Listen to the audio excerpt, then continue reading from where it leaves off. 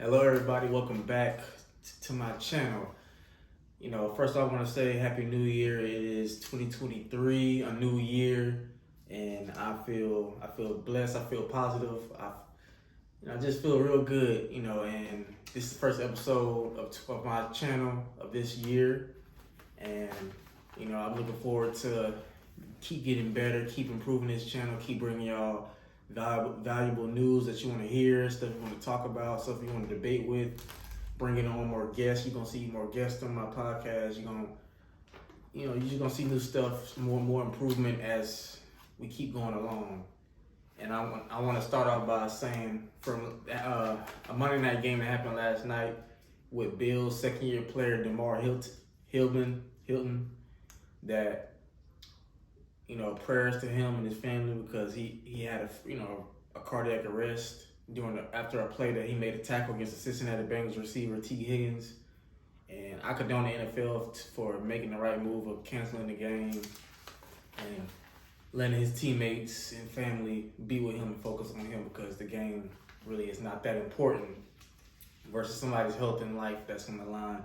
So I want to send prayers again to DeMar Hilton, if I say his last name wrong, to DeMar. So he's a second-year player for the Buffalo Bills that plays safety. So send prayers to him, please, and his family. So on to today's show. That first off, I was talking about the New Year's Six bowl games, the semifinals, and a prior episode, I did make a prediction that I had Michigan beating TCU 46-24, and Michigan was 13-0, ranked second. TCU was ranked third, 12-1. They lost in the Big 12 championship game to Kansas State, but I can admit when I'm wrong. TCU came to play. They are for real. Michigan was very unprepared. TCU pretty much dominated them from the jump. Michigan had to make a comeback, which they did, but they ended up falling short, losing 51-45 to TCU. Max Duggan, their quarterback, who finished second in Heisman voting, finished with 14-29, 225 passing yards, 2 TDs. He did have 2 interceptions, but still played very well. Their running back Emar Marcado had 17 carries for 150 yards and touchdown. Now, their starting running back got hurt early on in that game, but their backup came in and had a really, really good game, finishing with 150 yards and 17 carries with a touchdown. Now, Quentin Johnston, their number one receiver, he had 6 catches for 163 yards and a touchdown. Now, he had a real good game. He had one play where he took a 2-yard route and took it to the house and scored a touchdown. So he went off in that game. TCU had 19 first downs. They had a total of 488 yards of total offense. Now, like I said, I didn't really see this coming. Michigan is normally a disciplined football team as far as defense. They're not like Georgia, but they still play defense. TCU is not really known for playing that much defense, and especially in the Big 12, but they came ready to play. Michigan, they weren't all that ready, but J.J. McCarthy, their quarterback, finished with 20 of 34 passing, 343 yards, 2 touchdowns, and 2 interceptions. Their running back, Donovan Edwards, their back had 23 carries and 119 yards. That's pretty good without their starting running back. Ronnie Bell, their receiver, had 6 catches, 135 yards, and a touchdown. They had 25 first downs, so more than TCU, and they had 528 yards of total offense, which I think came later on because TCU was up majority of that game, so Michigan had to make a comeback and ended up finishing with more total yards. So, like I said, I was surprised. It was a very good game. I'm glad it was. My original score was 46-24, but like I said, I can admit when I'm wrong. TCU came to play. Like I said, and for people that say the Big 12 ain't all that, saying they don't play no defense, because I'm a West Virginia fan. Like I said, TCU represents us. So if they win a national championship, hey, that's kind of one for all of us in a way. But you got to give credit to TCU because they started the season unranked. They had like 100 or 200 to 1 odds of winning the national championship when the season first started, and they were unranked. And now they're number 3 and playing in the national championship game against Georgia. So I'll give it to Max. I'll give credit to Max Duggan and their head coach. He's their first year head coach, so on making it all this far. So TCU, like, they bounced back from that losing in the Big 12 championship game to Kansas State. So you got to give them that on that end. So on to the next semifinal game. It was the Peach Bowl played in Atlanta in the Mercedes-Benz Stadium between Ohio State and defending national champions Georgia. Now, in this game, I picked Georgia to win 53-28. Now, I thought, Ohio State. I thought Ohio State would hang with Georgia for the most part, but I thought Georgia ended up pulling away. That's why I made that prediction. But like I said, Ohio State was 11-1. They only lost one game prior to this semifinal game, and C.J. Stroud, he's for real. He's gonna be a top 8 pick in the draft. Marvin Harrison, arguably the best receiver in the country, even without Jackson Smith-Njigba. I think he's definitely gonna be a first-round pick in the 2024 NFL draft. But like I said, they really bought it, really brought it, and like in that score, Georgia ended up winning 42-41. Like I said, a 1-point game. Like literally took a missed field goal for Ohio State to beat Georgia, for Georgia to beat Ohio State. Ohio State missed it with a wide. I'm talking about wide left kick, wasn't even close. The kick went this way, didn't even go straight. So as soon as the kicker kicked it, it went the other way. And as soon as he missed it, the clock struck midnight, and it was New Year's. So as soon as the New Year ended, the game was over like that. So, but Stetson Bennett played very well. He was 23 of 34, 398 yards, 3 touchdowns, only 1 interception. Kenny McIntosh had a pretty decent day, 5 carries, 70 yards. So nothing real too good, but still good.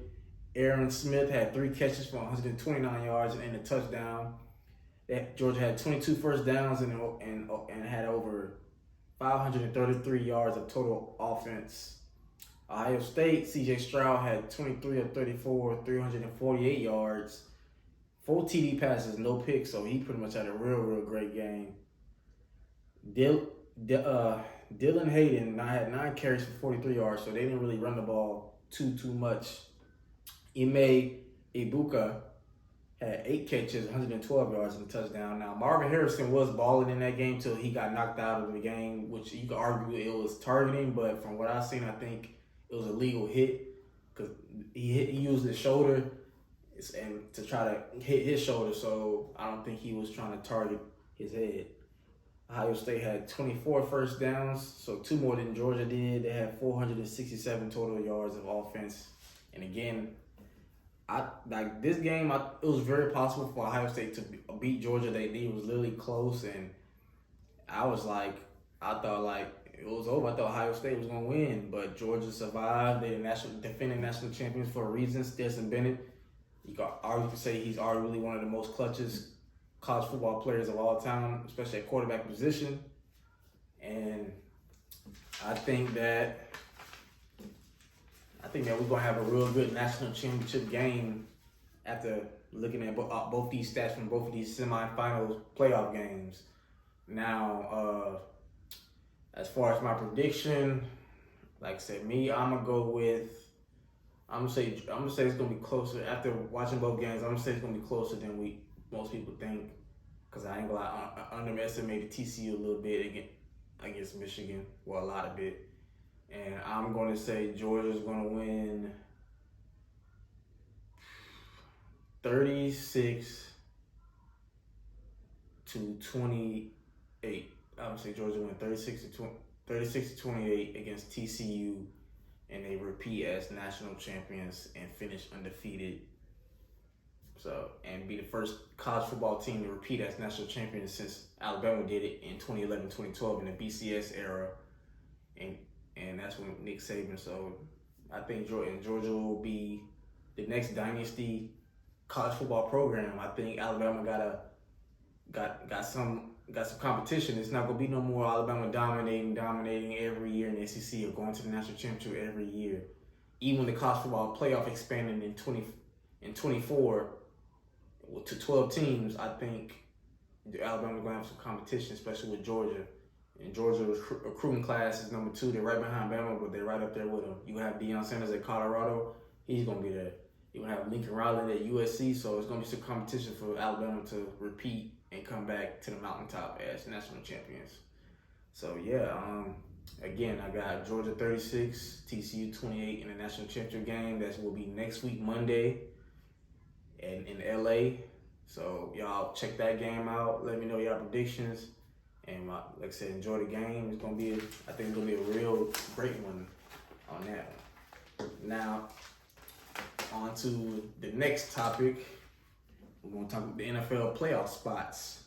Now, in the AFC, like I said, last night game, the Bills and the Bengals game was canceled, and the NFL breaking news that the game won't be rescheduled this week, which is good. Like I said, it's not that important anyway. DeMar Hillman's life is way more important than his health than that. Now, the Bills have the number 2 seed. The Chiefs right now have the number 1.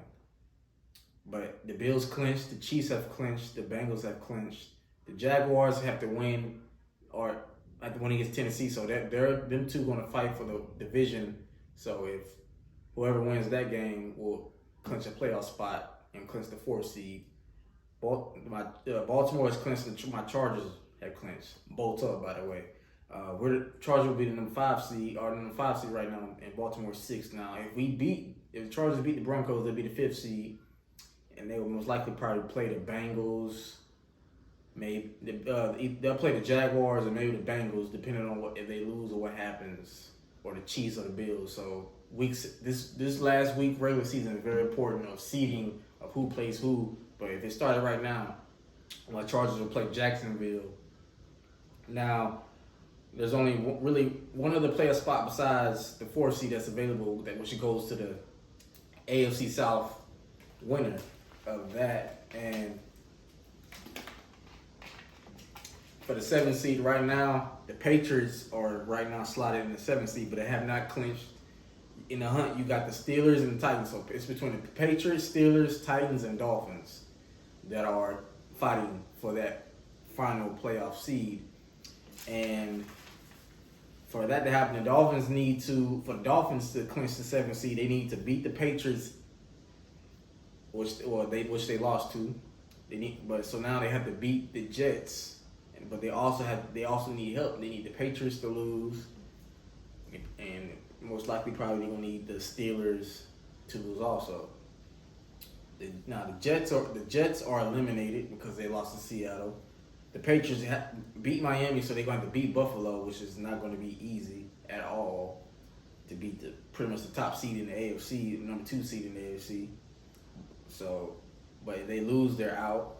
The Steelers, they need to win out, and I think they might need a little bit of help, but they are right in it. Steelers, the Jaguars, like I said, the Jaguars, they need to beat Tennessee, and they win their division, and they get to host a playoff game, probably against my Chargers or the Ravens.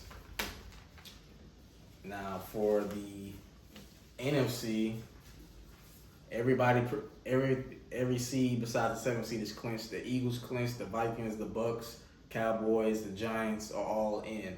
Now seeding is still not finished because the Vikings, 49ers, and Cowboys, Eagles all fighting for the number 1 seed. So that will be determined this Saturday and Sunday in the final week of the regular season. Now, the Commanders are eliminated, so that leaves the Seahawks, Lions, and Packers. And so for the Lions to get in, they need to beat the Packers, and it's for the Seahawks to lose. The Packers, all they got to do is just beat the Lions. They don't need any help.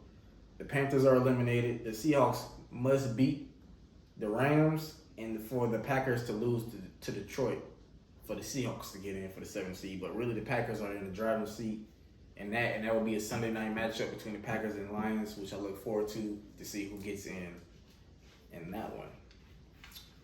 And like I said, it's going to be a very competitive playoff scenario. Like me, I really feel good about my Chargers if they can stay healthy. Justin Herbert, if Brandon Staley can stop going for it on fourth down, like his life depends on it, just coach, play smart, and we'll be fine.